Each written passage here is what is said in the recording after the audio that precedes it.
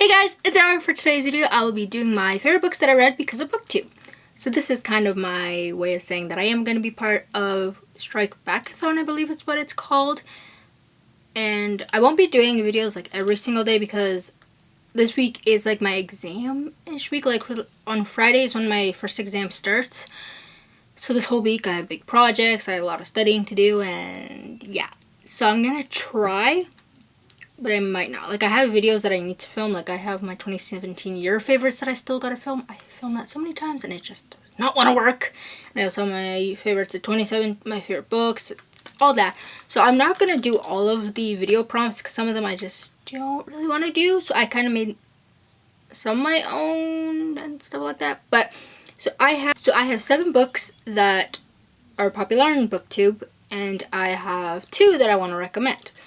So now, for the 2 that I'm going to recommend, I will say what they're about, but for the other 7, I will not because they're pretty popular, so you should kind of know what they're about. But I will leave Goodreads links for all of them down below if you'd like to check them out. So let's get on in. And there's no order or anything. So the first book I will be talking about is My Brother's Husband, and I do not know how to pronounce the author's name. So I remember, I believe I saw Sylvia from Wish Fulfillment mention this book, like she was going to read it. I actually can't remember if she said she liked it or not, but I think she did.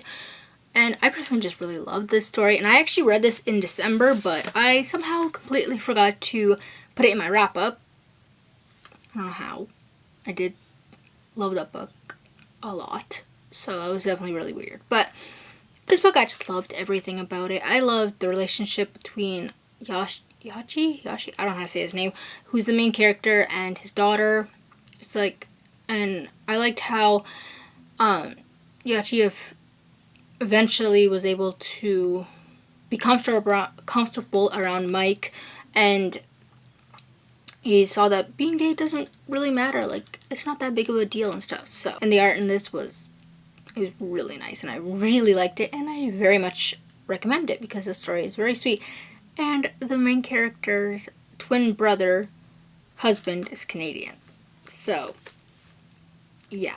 But I do recommend this because it's an amazing story and you need to read it. So, the next book is actually a series, and it is the Lumberjane series. And I was going to say it's by Noelle Stevenson, but I believe it's by a couple different female authors, like by a lot of female authors and stuff.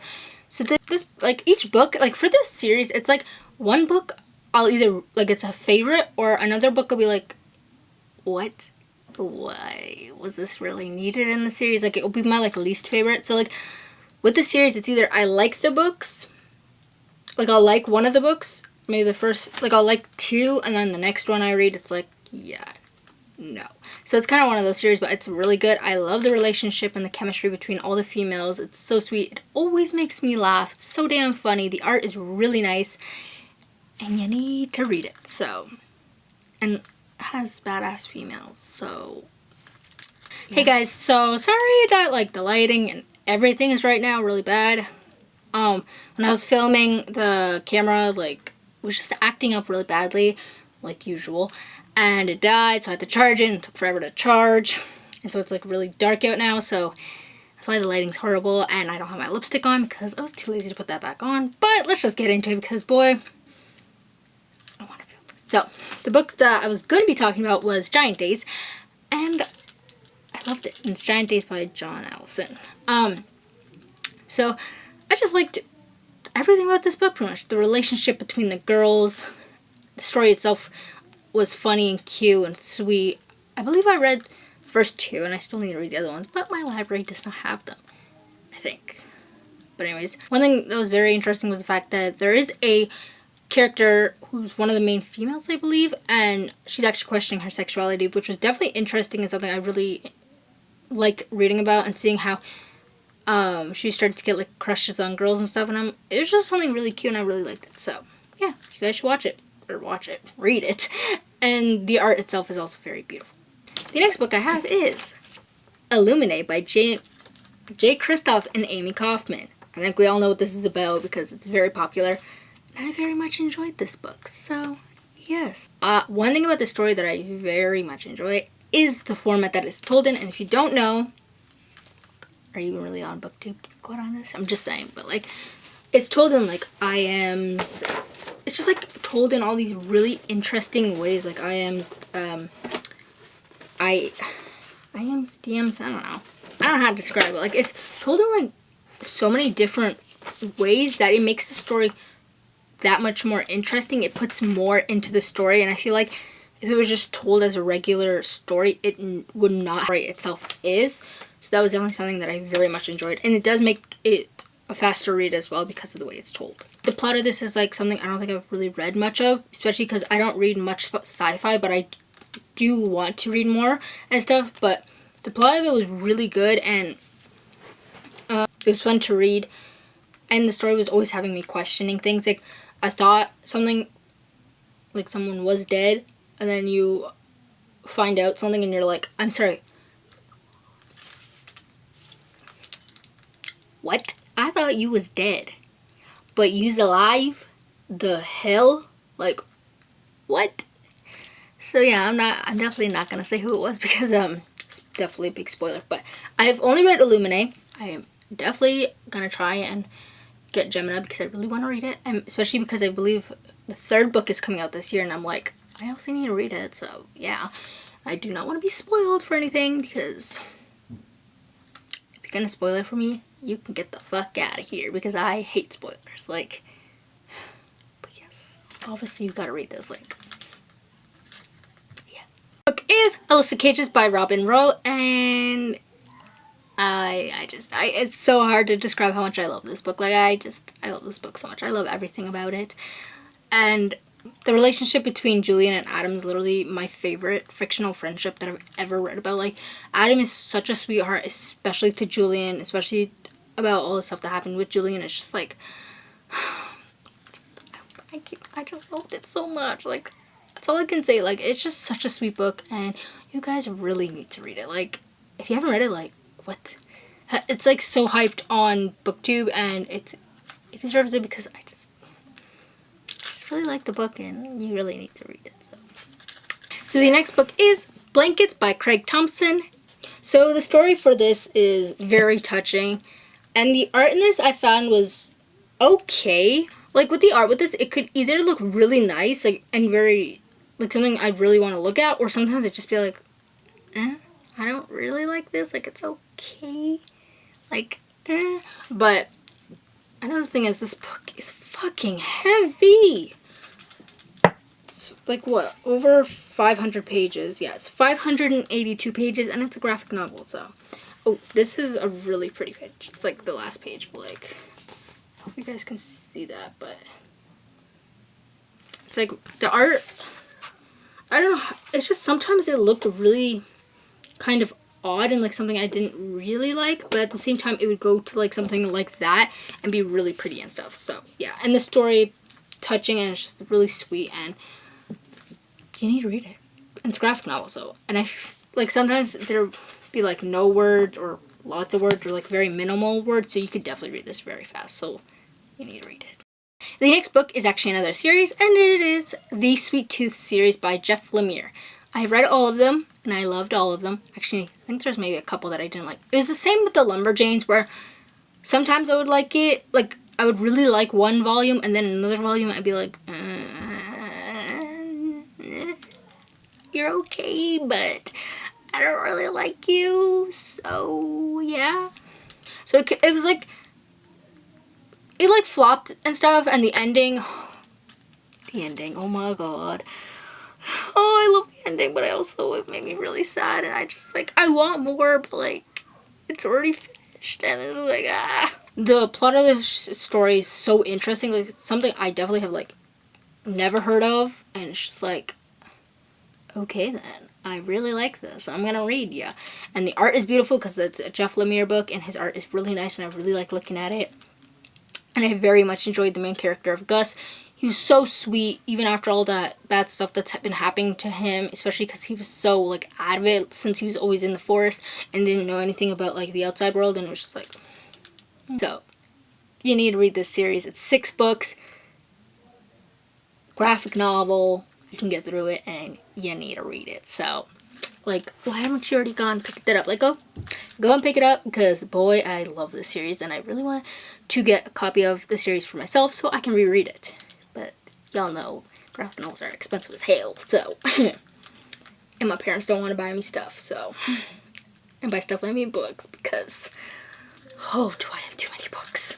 So now we're on to the 2 books that I do not own, even though pretty much I didn't own any of the other books. But these are books that I did not actually hear about on Booktube. They're just books that I found and I thought were interesting. So yeah, first book is The Only Child by, I do not know how to pronounce the author's name. I think it's Roni? Sorry, my light's going on. I think it's like Roni.